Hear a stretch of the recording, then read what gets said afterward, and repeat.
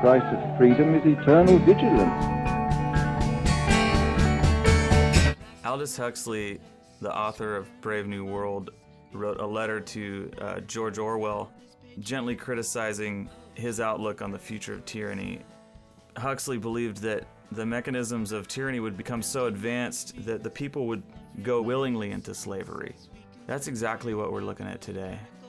People in large, they don't even know that there is an alternative to man's endeavor to control man.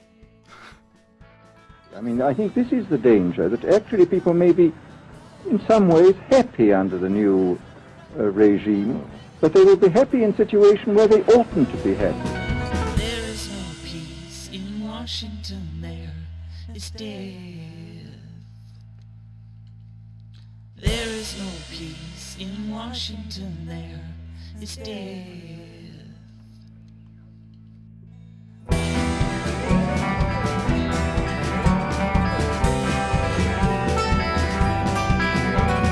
If you look up into the sky and see a flying V formation of geese, the assumption is generally that each goose knows the part that it plays in that formation, but that's not the case.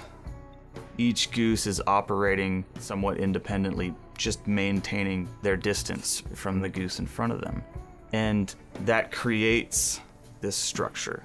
That sheds a lot of light on how humans act and how governmental structures come together. You take a step back and you look at it and you might see the face of the devil. But you're in the system and you're operating selfishly. You're maintaining that distance and you are part of the shape. You are part of that form. When people talk about shadow governments, conspiracies, I think there probably is, in cases, the evil comic book nemesis who is hell-bent on destruction. However, the real problem is mostly aggregate sin. That's what we have today. A wicked culture, and the formation is the face of the devil. I've got hope in God, who knows just who I am.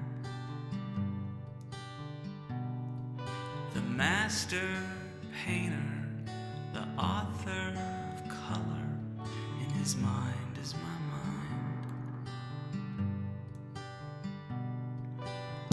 Revelation 15:2.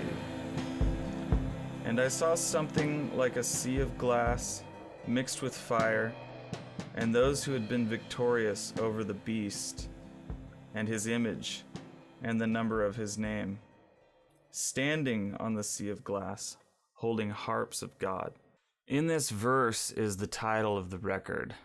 There is, in the sea of glass and fire, both peace and passion.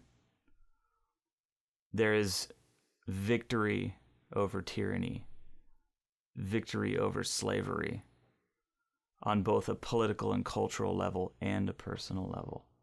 It's only through revelation that we can see what part we play in this formation and what part we will play in the transformation. Right now,